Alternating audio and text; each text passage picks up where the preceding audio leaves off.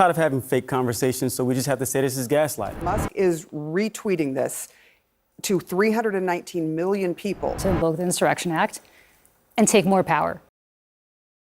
Let's take a look at a CNN panel covering the possibility of Donald Trump pardoning George Floyd's killer, because this is actually where political discourse finds itself in America in 2025. So as grim as it is, smash that like button like it's Trump's face, and let's hop into the CNN panel. I'm tired of having fake conversations, so we just have to say this is gaslighting, right? So this guy was convicted by a jury in a state court. So no matter what Donald Trump decides to do, if he issues this federal pardon, he's going to sit in jail. So what's the purpose of it? Why would you go down this line, reopen this wound when it's not going to have any impact whatsoever? You know, I don't think they know. I mean, you're 100%. What he says is absolutely correct. It's a silly conversation. So the trial we all watched on TV was the state court trial. Right. The way Donald Trump does not, or any president, doesn't have the power to pardon anyone in the state court. Like, he can't pardon himself, and only the governor of the state can do that. It's the same thing here. I honestly hate even having the George Floyd conversation, because every time it comes back up, it's just so plagued with gaslighting from the right, entirely on the grounds of preserving racism too. Like, there was no political implication in this case for them to lie or try to defend it. It just moved black people to rally against police injustice, and that infuriated conservatives, and that is where the rift is. Like, I just don't understand that, but it's clear, and the panel, as the panel goes along, we could probably get more into specifics if we need to, but we have before. Derek Chauvin killed George Floyd. I mean, it's clear, it was proven, it was decided in the court of law. Anyone who followed the trial would know this. Any problems Floyd may have had aside, whatever you want to say about his character, lifestyle choices aside, if Chauvin did not keep his knee on Floyd's neck, even after cries of him not being able to breathe, he would have lived that day. Why is Elon Musk joining in and kind of making this a bigger issue? I'll tell you why. I mean, quite honestly, because we've gotten to a point where I think they want to incite violence.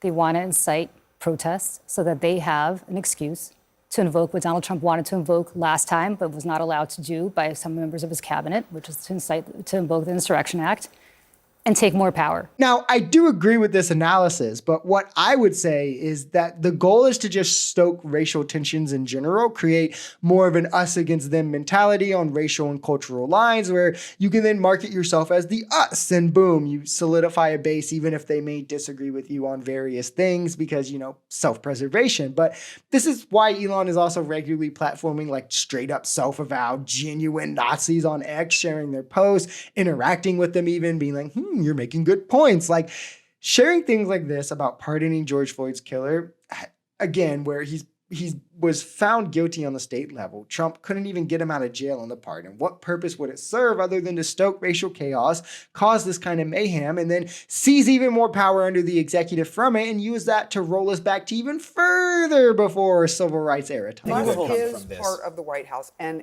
Musk is retweeting this to 319 million people.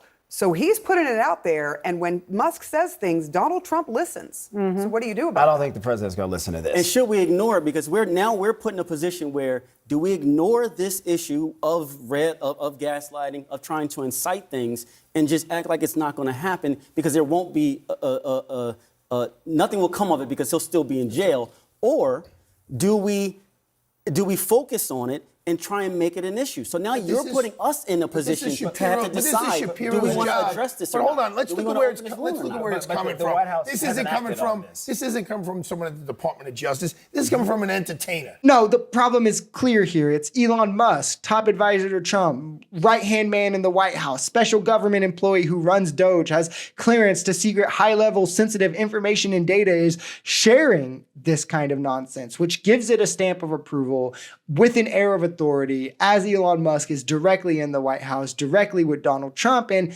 it platforms it to hundreds of millions of users on his platform, where this is like one of the main places people go to digest news, to bring back this sort of racial dog whistling and gaslighting, all for what, if not to stoke division? There is no other answer, because it isn't even politically advantageous. But I'll tell you what, the way Trump isn't warning that at all with a lot of these actions, whether it be birthright citizenship, this, attacking discrimination laws, talking about invading countries, it should be scary, because, I mean, Best case scenario, the non-scary scenario, he just doesn't care about the future outcomes of his party because he's selfish, right? But the worst case is that he feels like he doesn't have to worry for much more sinister reasons, which should worry anyone, especially given the voter suppression methods that were already taken in 2024 that could have swayed that election more than we already know.